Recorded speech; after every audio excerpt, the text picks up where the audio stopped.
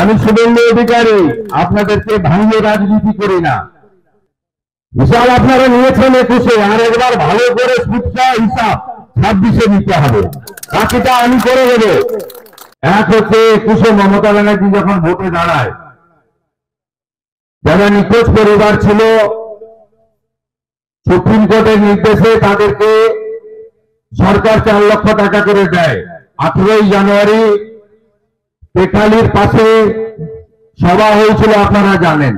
ওই সভাতে উনি বলেছিলেন আমি এখানে দাঁড়াবো। ছোট বোন না মেজ বোন না সেজ বোন কি বলেছিলেন মনে নেই আমার। তা সেই দিন আমাদের সঙ্গে থাকার জন্য 4টি শহীদ পরিবারকে সরকারের টাকা, তৃণমূলের বাপের টাকা না, 4 লক্ষ টাকা করে দেয়নি, শুধু আমাদের সঙ্গে থাকার জন্য। এরাই বুদ্ধবাবুকে আমরা ওরার কথা বলতো। আমি পরবর্তীকালে তাদের ব্যক্তিগত উদ্যোগে কয়েক মাস ধরে 4 লক্ষ টাকা তাদেরকে দিয়েছি। আমার কর্তব্য আমি করেছি, ওরা চাইনি। আরেকটা কথা বলি যে নন্দীগ্রামের উপরে দাঁড়িয়ে 11তে ক্ষমতায় এসছে, সরকারে আসা 13 বছর পরে তারা মিছিল হয়েছিল, হাত বেঁধে নিয়ে চলে গেছিল সত্যেন বলদের, আদিত্য বেরাদের, বলরাম দাসদের 11 জনকে লক্ষণ শেঠের বাহিনী খেজুরিতে নিয়ে গিয়ে কুচু কাটা করে সাগরে ভাসিয়েছিল। তাদের ডেথ সার্টিফিকেট দেওয়ার নিয়ম হচ্ছে 7 বছর হয়ে গেলে মৃত ঘোষণা হয়, মিসিং লোকের ডেথ সার্টিফিকেট পায়।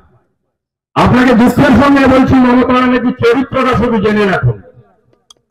ডেথ সার্টিফিকেট দেয়নি আমাকে 3 মাস আগে কলকাতা হাইকোর্টে এদেরকে নিয়ে গিয়ে হাইকোর্টের অর্ডার করিয়ে আমি গোকুলনগর গ্রাম পঞ্চায়েত এবং সোনাচোড়া গ্রাম পঞ্চায়েতকে অর্ডার করিয়ে 1 মাসের মধ্যে ডেথ সার্টিফিকেট পাইয়ে দিয়েছি।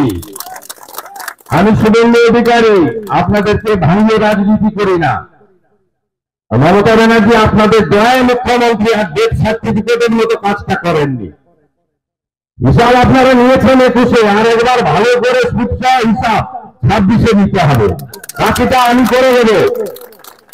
আপনারা এখানটা ঠিক রাখবেন, বাকিটা রাজ্য আমি ঠিক করবো। ভালো থাকবেন। দাবি ত্যাগ এই চ্যানেল কোনো প্রচার করে না। হিংসাত্মক, ক্ষতিকারক বা অবৈধ কার্যকলাপ এই চ্যানেল দ্বারা প্রদত্ত সমস্ত বিষয়বস্তু শুধুমাত্র একটি শিক্ষামূলক উদ্দেশ্যের জন্য। ধন্যবাদ। শুভেচ্ছা টিম আমার বাংলা নিউজ।